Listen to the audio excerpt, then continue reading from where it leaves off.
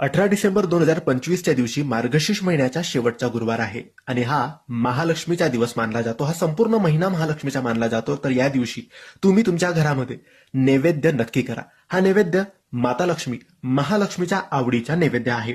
हा नैवेद्य तुम्ही संध्याकाळी म्हणजे रात्री केला तरी चालेल, दुपारी केला तरी चालेल.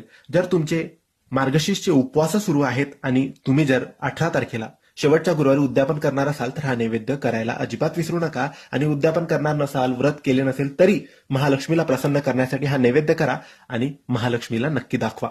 आता हा नैवेद्य कोणता? तर माता लक्ष्मीच्या आवडीचा नैवेद्य आहे खीर. हो मित्रांनो, मग ही खीर असेल मखाण्याची खीर, साबुदाण्याची खीर किंवा तांदळाची खीर आणि सफेद मिठाई. जर तुम्ही खीर करू शकत असाल तर खीर करा. खीर करू शकत नसाल तर मार्केटमधून, दुकानातून सफेद रंगाची मिठाई, पेढे तुम्ही आणून महालक्ष्मीला दाखवू शकतात. खीर केली तर चपाती भाजी सुद्धा करा आणि खिरेचा नैवेद्य माता लक्ष्मीला दाखवा. आणि हा खिरेचा नैवेद्य आपण आधी खायचा आहे. उपवास असेल तर खीर खाऊनच आपण उपवास सोडायचा आहे. खीर कोणतीही करू शकता. साबुदाण्याची केली तरी चालेल, मखाण्यांची केली तरी चालेल, तांदळाची केली तरी चालेल. पण शेवटच्या गुरुवारी खीर करायला अजिबात विसरू नका, कारण खीर माता लक्ष्मी महालक्ष्मीची आवडीचा नैवेद्य मानला जातो. धन्यवाद.